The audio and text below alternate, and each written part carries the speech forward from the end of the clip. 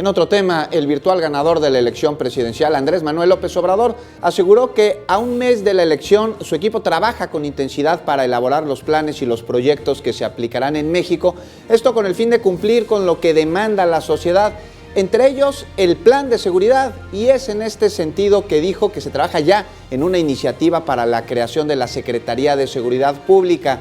Al respecto, señaló que pedirá al Ejecutivo Federal enviar al Congreso de la Unión la propuesta de reforma para que su administración cuente desde el día 1 con dicha secretaría, que le comento, será propuesta como autónoma a la Secretaría de Gobernación. Esto es lo que se dijo.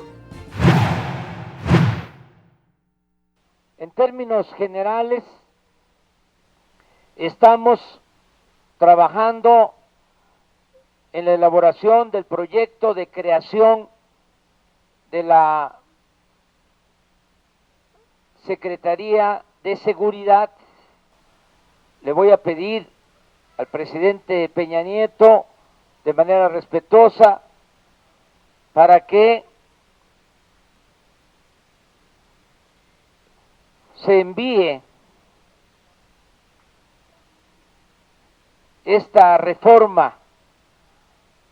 de modo que antes del 1 de diciembre podamos tener